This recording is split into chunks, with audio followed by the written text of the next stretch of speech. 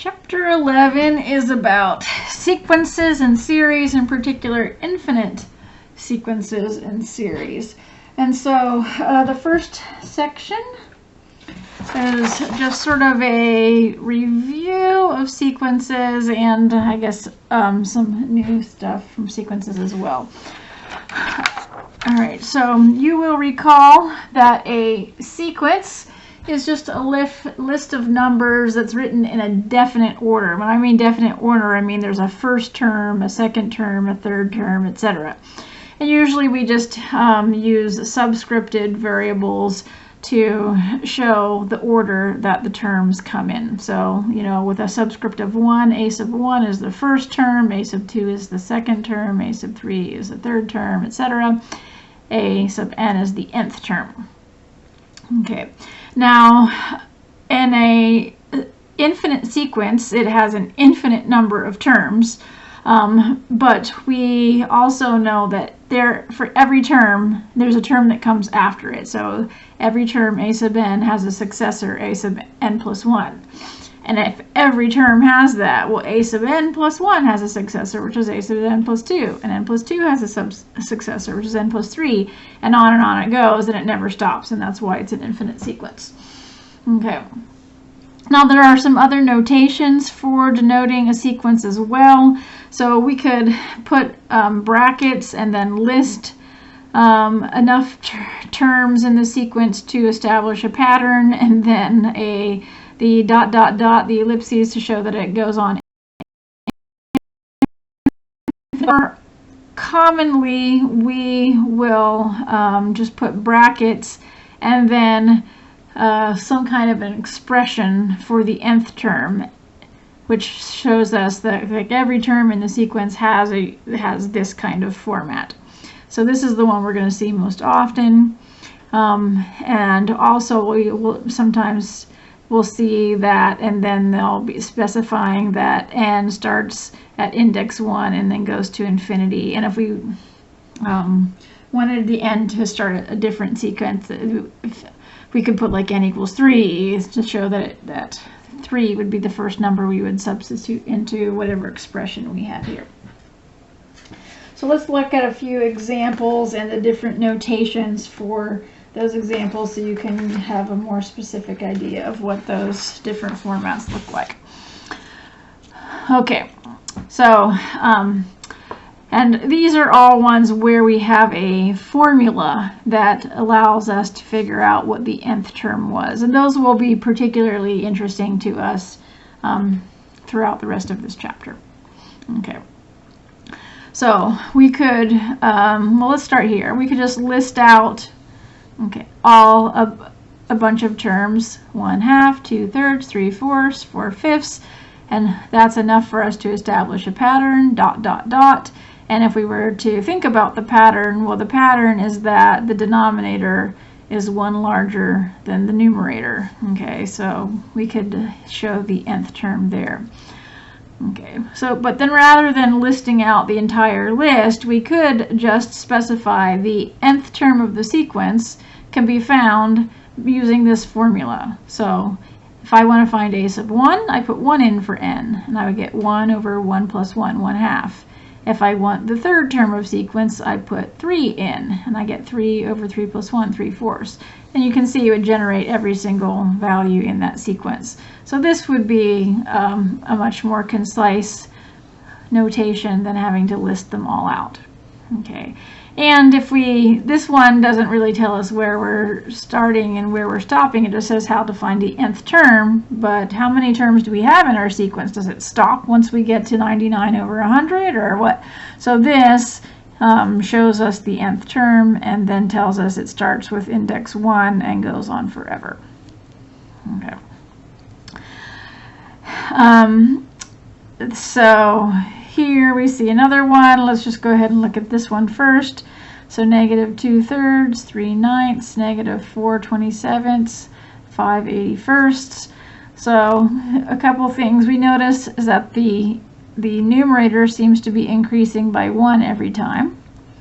The denominator is 3, 9, 27, 81. Those are powers of 3. And the other thing we notice is that the sign changes. It's negative, then positive, then negative, then positive. Okay. And so, if we look at the nth term, this -1 to the nth power, okay, whenever n is odd, we'll get a negative number. Whenever n is even, we'll get a positive number. So that allows us to have the alternating signs. This n plus 1. So the first term, so when n is 1, we get a 2. When n is 2, we get a 3. When n is 3, we get a 4. That's giving us the numerator. And then the powers of n in the denominator. So that's the nice formula. So we can just write that the nth term is found using that formula. Oh, and this should have had that this is starting n equals 1 to infinity. Okay. The next one, we're looking at 0, 1, the square root of 2, the square root of 3, and on it goes. Now, this is specifically for n greater than or equal to 3. So if I do n minus 3, I'm going to get a 0 in here. If n were 2, I'd have a negative number. If n were 1, I'd have a negative number under the radical, and that would be undefined. So here we have to start the n at 3. Okay. So if we start the n at 3, I can use this as a sequence, and notice the changing here. I just put a different index for n equals 3. And on it goes. Now if I wanted to change this to a different sequence where it started at 1, I could rewrite this in a different way to start it at 1. This is just showing that you don't have to start it at 1. I could start it at 3 if I wanted to. Okay. And this one is showing we're starting at n equals 0 because we have a sequence defined by the cosine of n times pi over 6 for all values of n greater than or equal to 0. Okay, and so we'll get multiples of pi over 6. And if I were to actually take the cosine, I would have these values in here. And you can see that if I were to just give you this part of it, you might be like, I have no idea what the pattern is. Once I show you the formula for finding the nth term, it's much easier to figure that out though.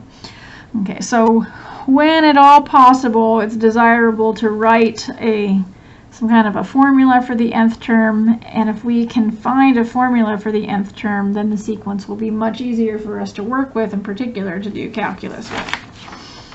Okay. So let's practice finding a formula for the nth term. Okay, so let's maybe make ourselves a little table of values here. So I have n. So it'll start out at the first term, the second term, the third term, the fourth term, the fifth term, and let's see what a sub n is. Okay, so one thing we'll notice is this is positive, then negative, then positive, then negative. So we have this alternating signs again.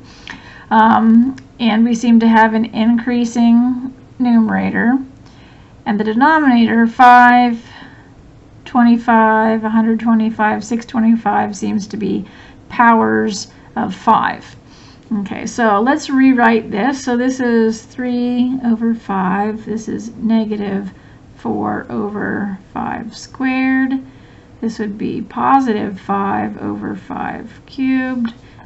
Negative 6 over 5 to the 4th. And we know what would come next after that would be, okay, so all of the odd ones seem to be positive. So this would be a positive 7. And we can see, well, I'll call this 5 to the 1st. 5 to the 1st, 2nd, 3rd, 4th, 5 to the 5th. Okay.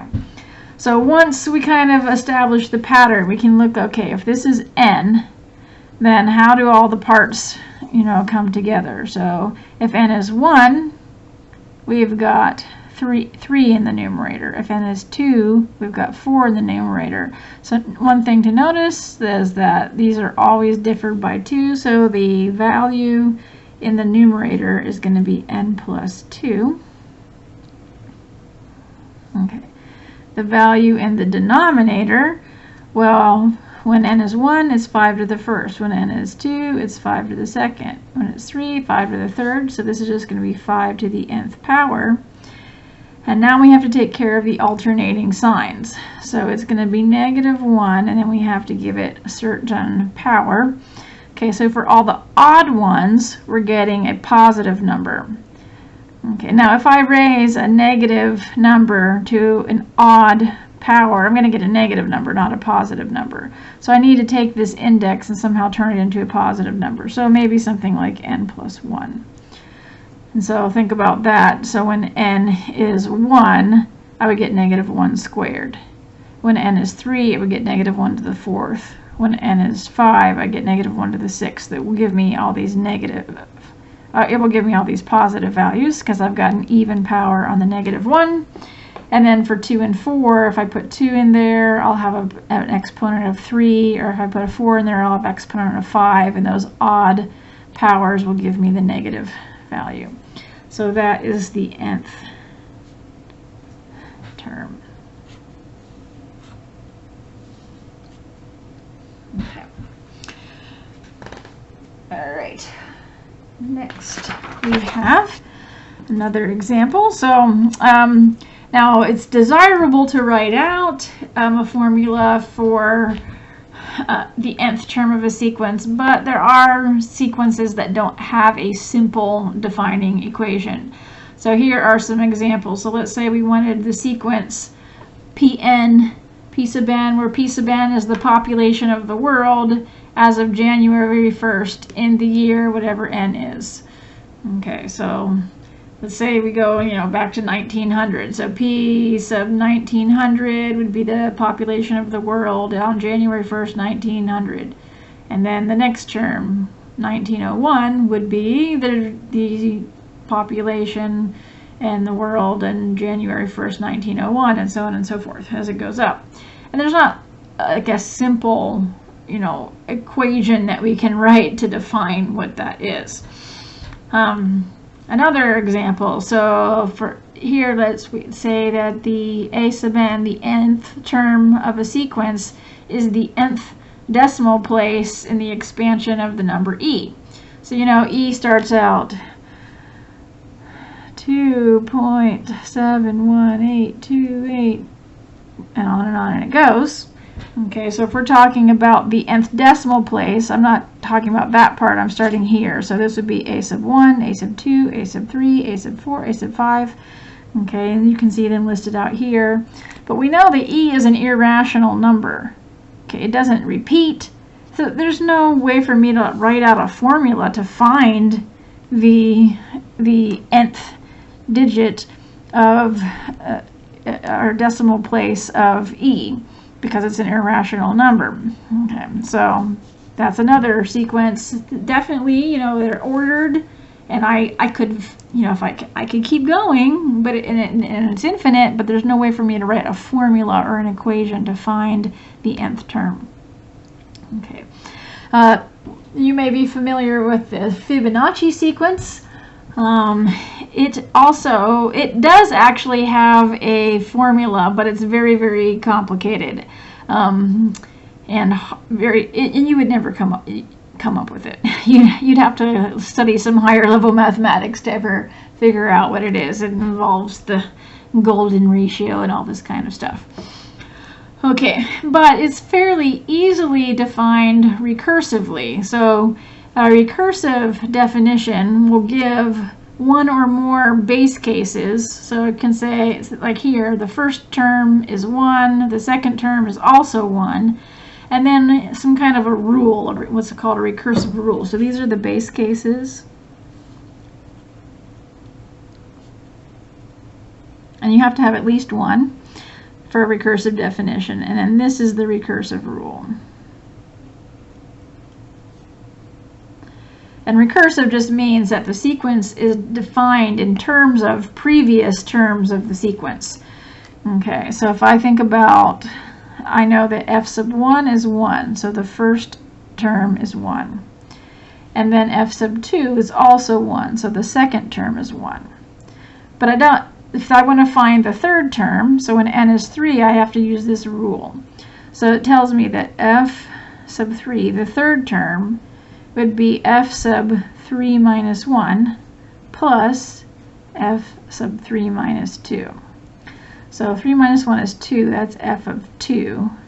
And 3 minus 2 is 1, that's f of 1. Well, we know what those two are. f2 is 1. f1 is also 1.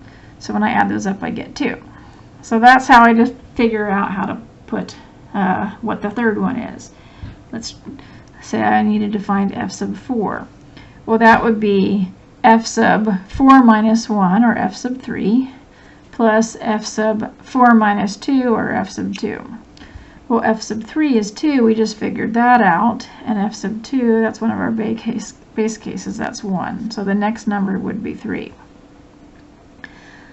Okay, and hopefully you see how this goes. If I wanted to get f sub 5, the fifth one, well, I'd have to add the fourth one and the third one. So 2 plus 3 is 5.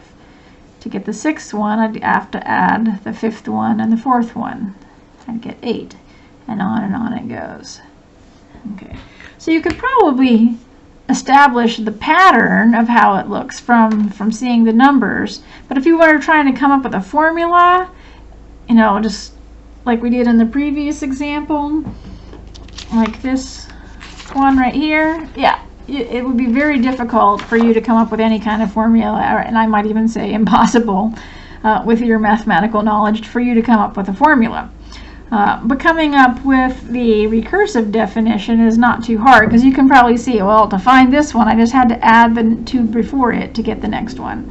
And so writing the recursive formula is much easier. Okay.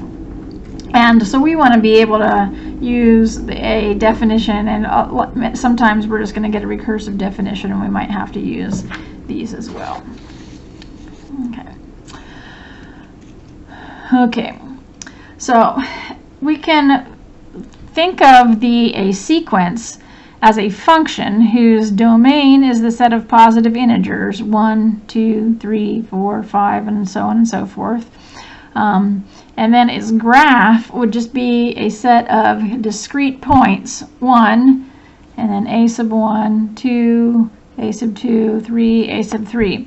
So, and then we could graph this. So if I have the sequence that we looked at previously, so a sub n being n over n plus 1, then the points that would be in there, when I put in 1, I get 1/2. And then I get in 2, I get 2/3. When I put in 3, I get 3/4. Okay, so there's a couple of different ways that I could picture this. So if I think about it as ordered pairs, so 1, 1/2, 2, 2/3, 3, 3/4, 4, 4/5, okay, and just plot these discrete points, okay.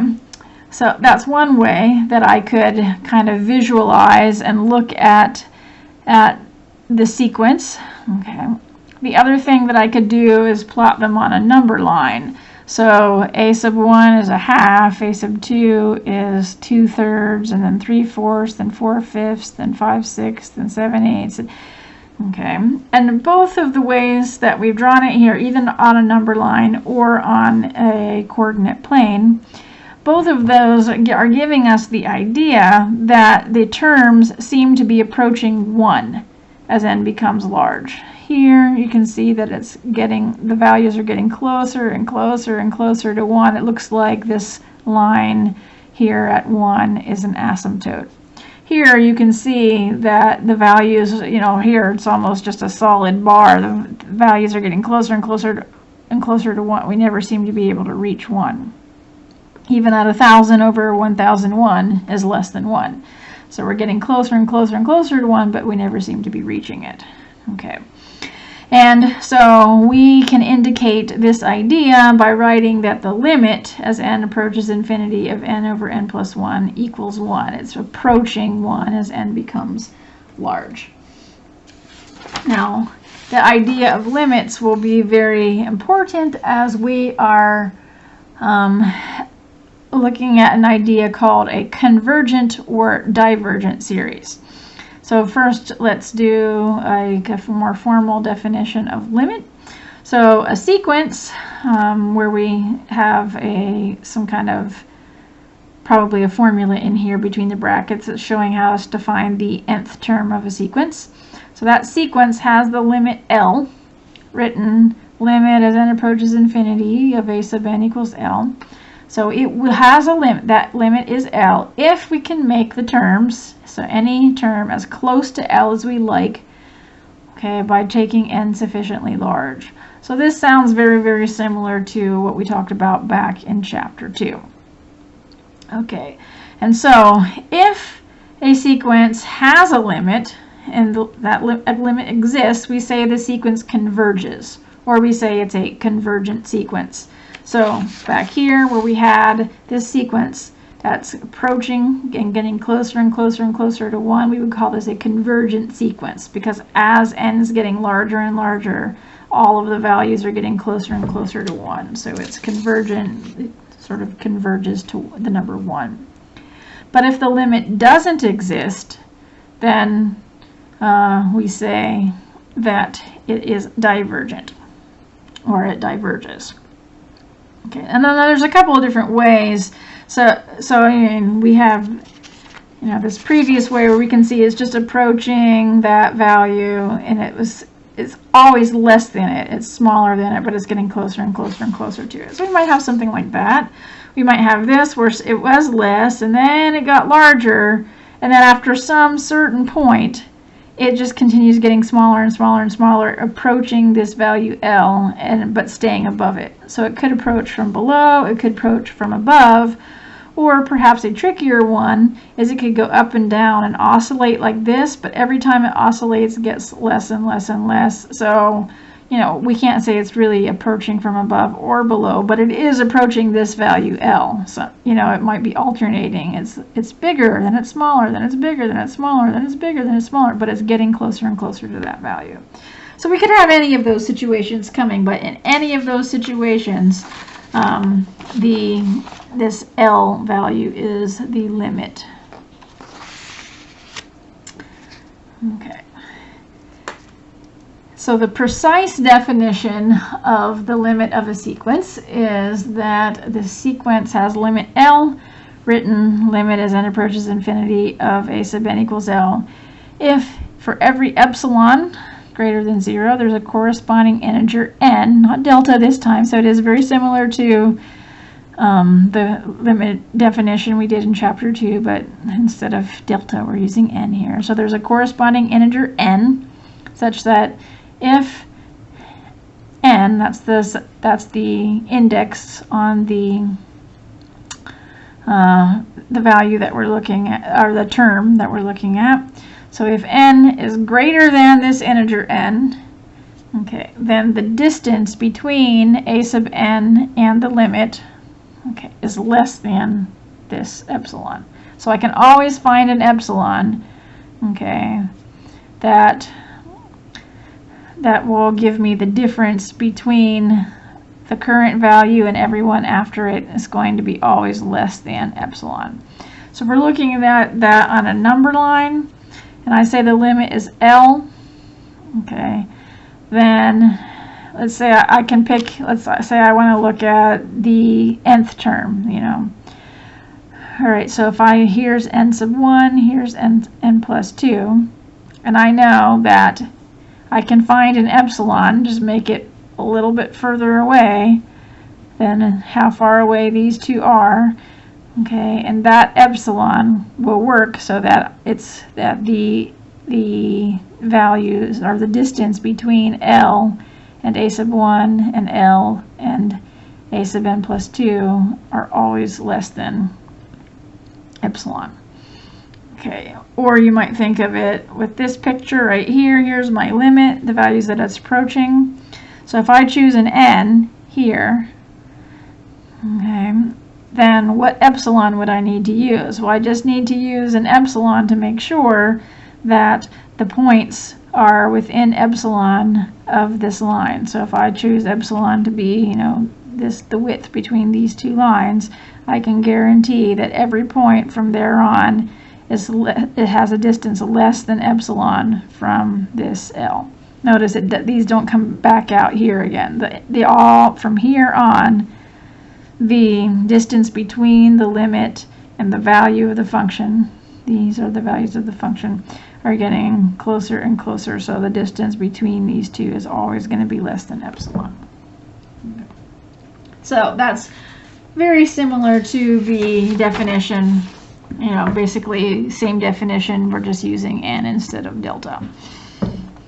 Okay, from the limits that you know and love from chapter 2. So we talked about the fact that it's very advantageous to define a sequence in terms of some kind of an expression for the nth term, and so we can relate the sequence and the behavior of the sequence to the function that is described by the expression we write for the nth term. Okay, so if you think about the definition that we just did back here with the epsilon and the n, the only real difference between the limit of a sequence and the limit of a function is the domains of. So if I look at a sequence, I have a discrete set of points. Okay, I can't say, oh, what is the a sub 1.73, right? I have a sub 1, a sub 2, a sub 3. So the domain of that function is just integers. There's a first term, a second term, a third term. Okay. Whereas if I were to talk about a function, I would usually just let the domain be all real numbers. Okay. But if you look at sort of a visualization, so my sequence would be this set of discrete points here. And then I'm coloring here in red. Okay. And when I look at the expression that I wrote for the function, my domain, I would only put in the values 1, 2, 3, 4 in there. And so I would get this discrete function that, okay. And trying to do calculus with a discrete function, well, we know like every single one of our calculus says for a continuous function, like they have to be continuous functions, not discrete functions. Okay, but if I were to look at the continuous function, okay, and so we'll go ahead and let the domain be all real numbers and look at this. Well, every place that the continuous function, it always overlaps with the discrete function. For every input value, they have exactly the same values. So we can reason about the continuous function. If the continuous function has a limit, well, then certainly the discrete one will as well, because the discrete one has the same values at each of its domain, for each of its domain values. Okay. So we have this theorem that's handy. It says if we take a function and the limit of that function exists and is L, okay, and then that function at the nth value, when we have an input of n, is the nth term of a sequence, okay, then we can also say that the limit of that sequence is the same as the limit of the function. Okay, and that's very handy because we now can just think about this continuous function and reason about it using calculus, and whatever we reason about that function will apply to the sequence as well.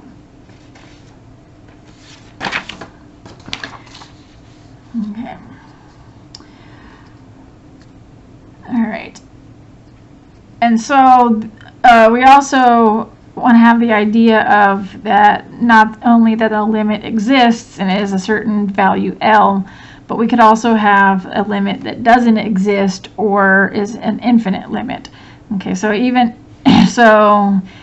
so if we have the limit as n approaches infinity of the nth term of a sequence is infinity, that means that for every positive number there's an integer such that if n is beyond that integer n, then a sub n, the nth term of the sequence, will definitely be larger than this.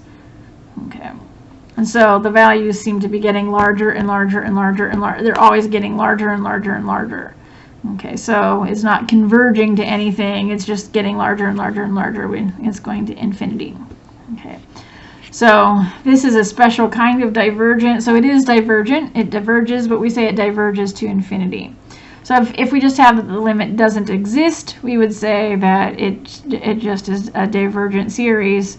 But if the limit is infinite, or an infinite limit, then we would say it diverges to infinity. Okay. Now all of this talk of limits, it turns out that all of the limits laws from chapter 2 that we applied to functions also hold for sequences. So, and all of their proofs are similar. We're not going to go through the proofs, but so if we have the limit as n approaches infinity of the sum of two terms, the two nth terms of two different convergent sequences, okay, then the limit of the sum will be the sum of the limits. And here, the limit of the difference of two terms of the sequences will be the difference of their limits. The limit of a constant multiple of a sequence, okay, will be that constant times the limit of the sequence. The limit of the product of the nth terms of two sequences will be the product of their limits. Quotient, power rule, they all of those apply. All right. And then we've got the squeeze theorem for sequences. So this is very similar to the squeeze theorem for functions.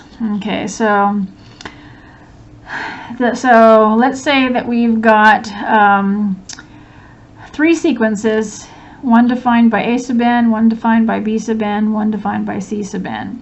And we know that the b sub n sequence is in between a sub n and c sub n for every value of n past a given point. Okay, so it might be that b sub n is actually bigger than c sub n somewhere at the beginning of the but eventually it gets to a point where it continues to stay smaller than c sub n. Okay, similarly, it might be less than a sub n, you know, early on in the sequence, but at some point, okay, it gets to the place where it's just staying between a sub n and c sub n. So at that point where it's staying in between, okay, that would be our n sub 0. So b sub n from some point forward is in between a sub n and c sub n. And let's say that the limit of a sub n and the limit of c sub n are both L. So if b is in between, and this one is L and this one is L, then b sub n has to go to L as well. And visually it looks like this. Like, so here's c sub n, here's a sub n, b's kind of wandering around, but it's staying in between less than c, greater than a. Okay, so if it's in between those and a and n, or a and c are both going to L, then b has to be going to L as well because it's in between them. And another useful theorem is this. If I want to find the limit as n approaches infinity, and I want to know if it's 0, I can just look at the absolute value. So if the limit as n approaches infinity of the absolute value is 0, then the limit as n approaches infinity without the absolute value is also 0. Now, it specifically has to be 0. So I can't say if the limit is 2, then this one, it has to be 0. Okay. So in the remaining slides, and I'll make another video for that, we'll look at a bunch of examples and how to apply some of these theorems.